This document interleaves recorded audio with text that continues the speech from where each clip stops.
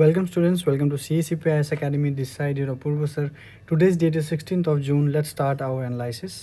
Students आपको अगर इस एनालिसिस का PDF चाहिए तो आप हमारे टेलीग्राम चैनल को फॉलो कर सकते हैं @CACP_Assam पे। Students there is an announcement. अगर आपको इंटरेस्ट है, अगर आप अपने प्रिपरेशन में CACPIS Academy का हेल्प चाहते हो तो ऑलवेज CACPIS Academy स्टूड एट इट्स फीट। सो हमारे GS फाउंडेशन बैच को आप ज्वाइन कर सकते हैं both offline and online mode में, जो कि 3 टाइम स्लॉट्स आपके लिए अवेलेबल है एज़ पर योर कन्वीनियंस। अधिक जानकारी के लिए आप इस नंबर पे कॉल कर सकते हैं। So let's see what are the topics that today we'll be discussing are the 6 topics here. Like the first one is about helicopter crash in the Char Dham, then PCP and DTAC, aircraft accident investigation, gender gap, SEZ and India-Cyprus relations. So the first one is about helicopter crash Char Dham. So this is a topic from your GS3 जो कि news है कि जून 15 को एक helicopter crash हुआ है near Guptkashi in Uttarakhand which killed all the 7 persons on board. So ये कोई फर्स्ट इंसिडेंट नहीं है, ऐसे बहुत बार इंसिडेंट्स हो चुके हैं। So let's see what to study from here. हमारे एग्ज़ाम पर्सपेक्टिव से ये मेंस के लिए आपका थोड़ा सा इम्पॉर्टेंट होगा, प्रीलिम्स के लिए इम्पॉर्टेंट हो सकता है about the Char Dham.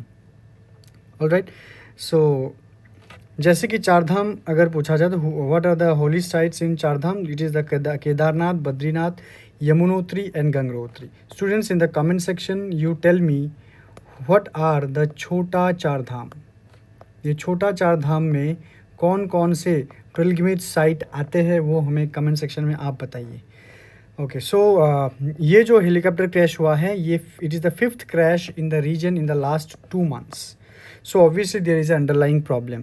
So before we start with the problem, let's see कुछ कंसेप्ट जैसे कि कंट्रोल फ्लाइट टू टेरेन। ये टर्म अगर आए तो ये क्या है? It is a type of accident where an airworthy aircraft under pilot control unintentionally flies into a terrain.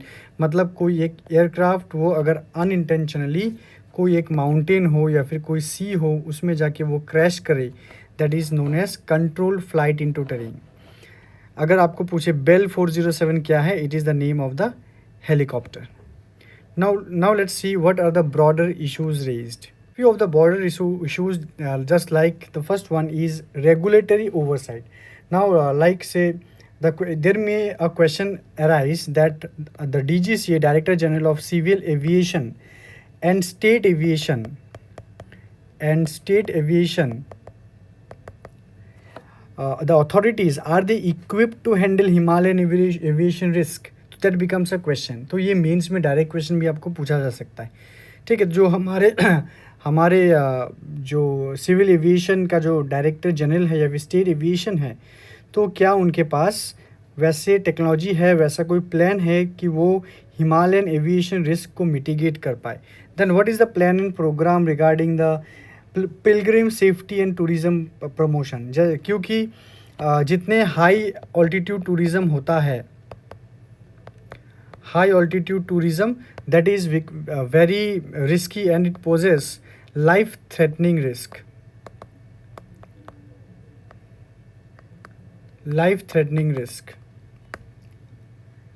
Okay, so as per the article it says that it should be very stricter clearance for air operations in eco sensitive zones, क्योंकि 2 महीने में 5 accident, that is unbearable.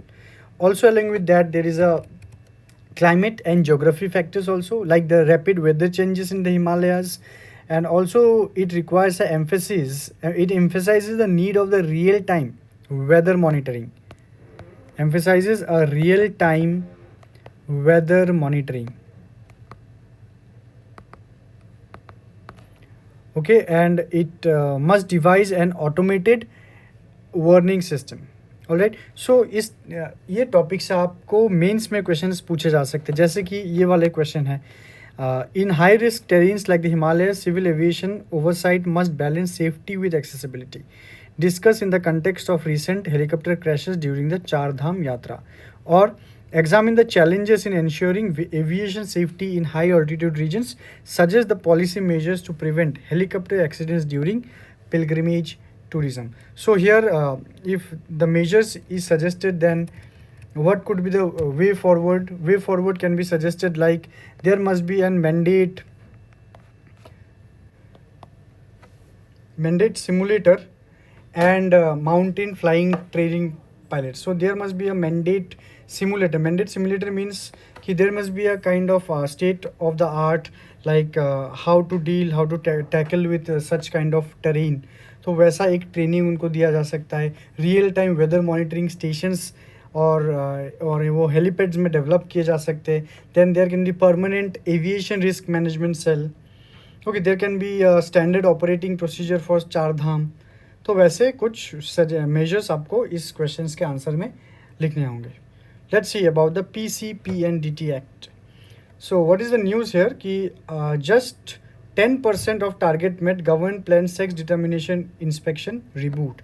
मतलब जो हमारे India में जो sex determination को लेके इशू था उसको तो एड्रेस बहुत साल पहले ही किया गया, पर अगर गवर्नमेंट डेटा चेक करे that it shows a very skewed data. मतलब बहुत ज़्यादा डिफरेंस है मेल और फीमेल में.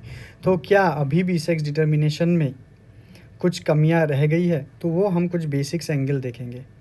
जैसे कि PCPNDT, what is the full form of PCPNDT? You can check from here. It is the preconception and prenatal diagnostic techniques act, कि जो कि प्रोहिबिट करता है सेक्स डिटर्मिनेशन को. So it prohibits sex selection before and after conception and regular prenatal diagnostic techniques to prevent their misuse. की provisions क्या है कि ये sex determination में बैन लगाता है. Mandatory registration of all the diagnostic centers who are involved with such type of scanning.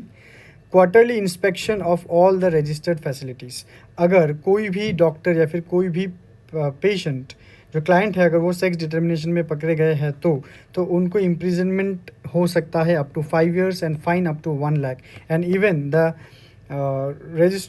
Facility can have a cancellation of registration as well.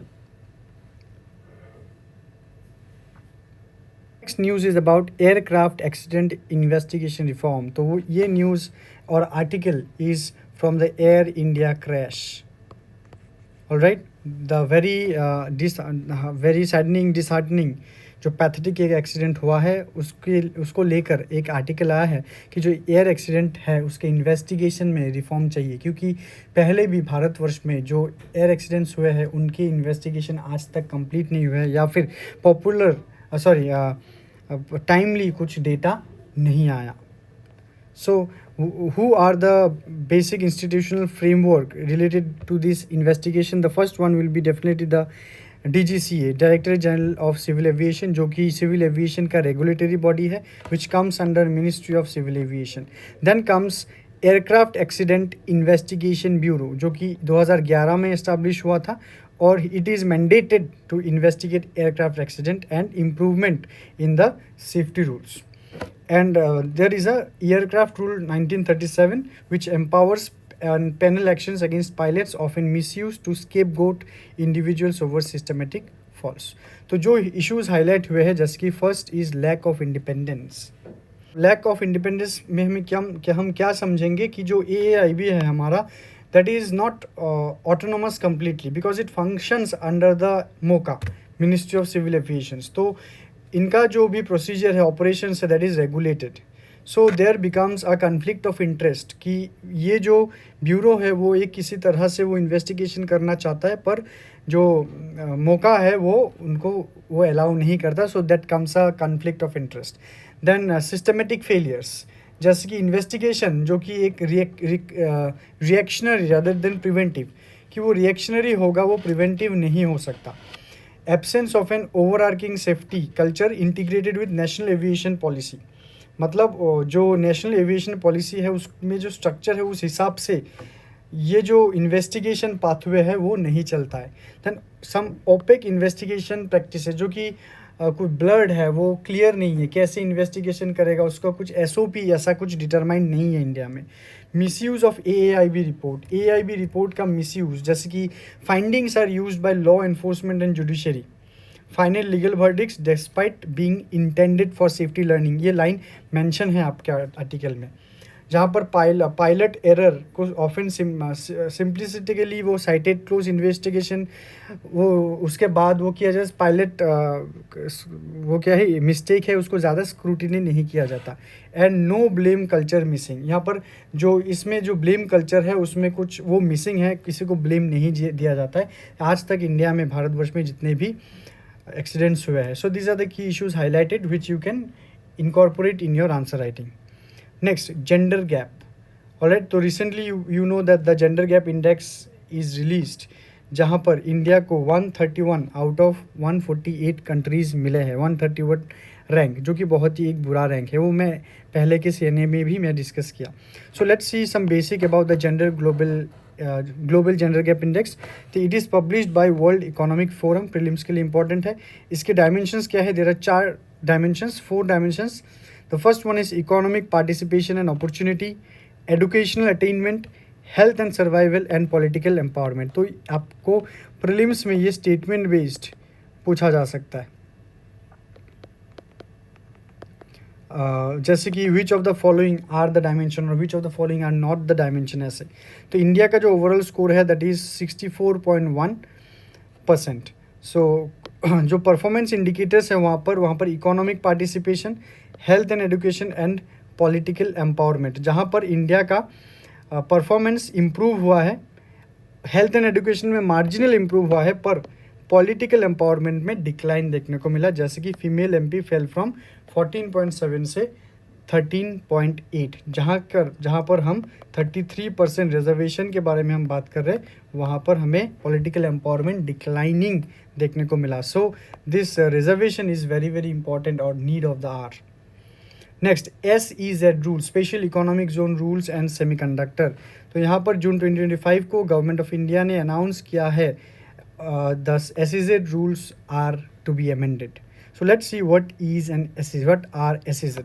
So SEZ special economic zone, they are specially delineated duty free enclave, मतलब कोई एक जगह को ऐसे demarcate किया जाएगा और उस जगह को ड्यूटी फ्री घोषित कर दिया जाएगा। मतलब यहाँ पर जो भी गुड्स के प्रोडक्शंस होंगे वो एक्सपोर्ट ओरिएंटेड होंगे, बाहर के कंट्रीज़ में बेचे जाने वाले होंगे और उनको एक्सपोर्ट ड्यूटी फ्री घोषित कर दिया जाएगा। या फिर ये वाला रीजन अगर वो इंपोर्ट करता है वो भी इंपोर्ट ड्यूटी फ्री घोषित कर दिया जाएगा। पर इसमें जो भी प्रोडक्शन होगा that will only be meant for export. Alright, treated as foreign territory और trade operations, duties and tariff. It is govern under the SEZ act 2005 and SEZ rules 2006। ठीक है, it is design to promote export and attract FDI। तो government ने यहाँ पर क्या amendment government ने लाए हैं? गवर्नमेंट हैज सेड कि minimum land area of semiconductor SEZ reduce from 50 Hector to 10 hectare. मतलब सेमीकंडक्टर इंडस्ट्री के लिए अगर पहले था 50 हेक्टर लैंड होना होगा minimum to be declared as SEZ, पर उसको कम करके 10 हेक्टर बनाया गया। See this is becomes an point, your data point for writing an answer regarding ease of doing business. और उसके साथ आप इसमें सेमीकंडक्टर इंडस्ट्री के जो प्रोस्पेक्ट्स है या फिर जो मिटिगेशन स्टेप्स है कैसे प्रमोट किया जाए वो वाला भी आप एक पॉइंट लिख सकते हो। Next, requirement for land to be encumbrance free. Encumbrance का मतलब होता है बर्डन, एक बर्डन फ्री लैंड होगा। SEZ units not allowed domestic sales after paying duties, sorry not it's now. SEZ अभी अलाउड है to sell in the domestic, पर उनको ड्यूटी पे करना होगा। पहले वो दूसरे मतलब इंडिया में वो बेच नहीं सकते, पर अभी वो बेच सकेंगे। ठीक है, सो गवर्नमेंट ऑफ इंडिया का कुछ इनिशिएटिव अगर आप देखते हैं जैसे कि सेमीकॉन इंडिया प्रोग्राम और ये वाले कुछ इनिशिएटिव्स रिसेंटली लिए गए हैं। और असम के बारे में अगर बात करते हैं तो असम में जागीरोड में सेमीकंडक्टर इंडस्ट्री सेटअप होने को है। Next, India Cyprus relation. ये न्यूज़ हम क्यों पढ़े? क्योंकि prime minister Narendra Modi recently visited Cyprus. So Prime Minister Modi arrived in Nicosia, Cyprus and held talks with Cyprus President Nikos Christodoulides. So let's see what is the background of India-Cyprus relation। कि ये जो relation है वो start हुआ है 1962 में। Both the nations have traditionally enjoyed friendly ties rooted in alignment, shared values and mutual support in multilateral forums। को ये जो इंडिया और सिप्रस का जो relation है वो बहुत ज़्यादा significant है और वो बहुत ही पुराना है 1962 से। ये इतना सिग्निफिकेंट क्यों है? जैसे कि हम देखते हैं कि शिपिंग एंड मैरीटाइम में उन्होंने बहुत वर्क किया है, टूरिज़्म और रियल इस्टेट में, आईटी एंड स्टार्टअप्स में, और फार्मास्यूटिकल एंड आयुर्वेद में। So, if you see the geographical location of Cyprus, so this is the Cyprus.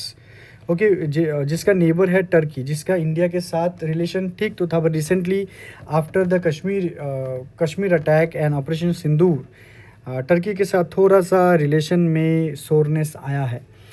जैसे कि ये मिडिल ईस्ट के बहुत ही करीब है, तो ईरान और इज़राइल के बीच जो अभी युद्ध हो रहा है, तो इसमें इंडिया का बहुत इंपॉर्टेंट रोल होगा सिप्रस के साथ एक अच्छा रिलेशन बिल्ड करने का।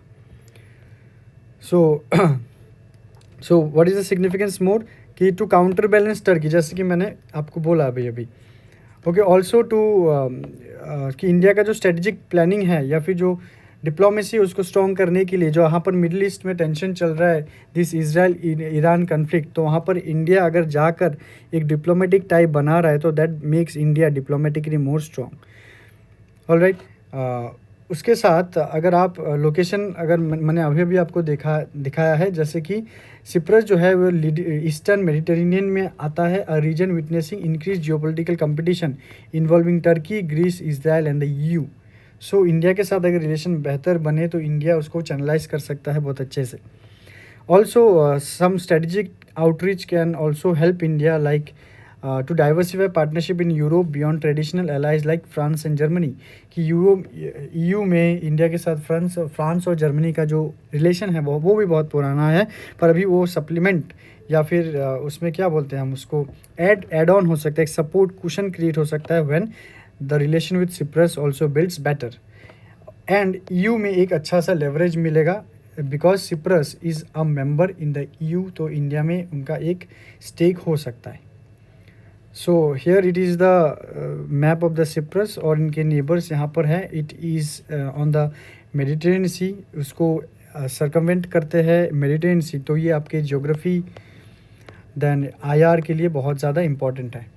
So students, we have ended our session. So there is again a typo, ये होगा your MCQs। तो इन MCQs को आप सॉल्व कीजिए, जो कि इंडिया और अपने नेबरहुड रिलेटेड टॉपिक से आपके पास 2 MCQs है, उसका आंसर आप मुझे कमेंट सेक्शन में बोलिए। So students, if you want to boost your preparation with our study materials, so there is the smart book available with us. There are 17 sets of books both for prelims and mains। तो अगर आपको आपका copy चाहिए तो आप इस number पे phone करके बुक कर सकते हो। तो thank you so much students, we will be meeting in the next session. Till then take care.